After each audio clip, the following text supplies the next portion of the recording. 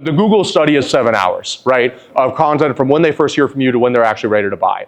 Ultimately, you're not trying to say, I need a certain amount of time for them to incubate. You're essentially just trying to deliver enough value with a subtle call to action frequently enough that whenever they are, it's like a crock pot, whenever they are ready to be eaten, they're ready to go, then there's, okay, let me just click this link in this email right here. So, in our Hyros journey, there's people that we closed today that were 3 years ago, they had become a lead of ours. They've just been consuming content the entire time, which I probably wouldn't have gotten that lead if I was doing the typical add to call funnel to call and, oh, they didn't book a call. Let's try to call them 5 times in the first couple of days. They don't answer. Let's move on to the next new lead that's coming in.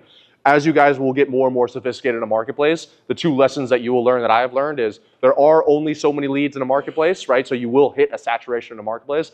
And second of all, there also are so many buying clients in a marketplace. So we'll talk about that later. But instead of always focusing on front-end sales, how do you get a back-end sales team to be creating 30, 40, 50% of your revenue every single month so you're not so dependent on this machine that you built up front? You want them to do it as quickly as possible, but what happens that I've seen is most people try to only optimize for the people that are ready to go right then and there, which is whatever, they say the top 3 to 5% of a marketplace.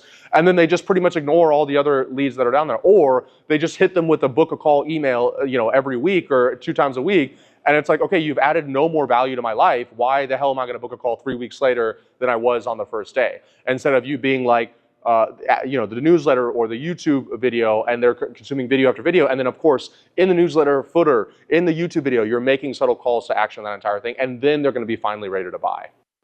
I don't, there's a lot of things that Grant Cardone does that I don't necessarily agree with. But one thing I heard him say at the first ever event I went to, the second 10X, was if they don't know you, they can't flow you, right? So like you got to be there and be known to actually generate that sale. Otherwise, they'll go to your competitors. If you want my help installing any of these systems in your business done for you, be sure to book a call with my team down below.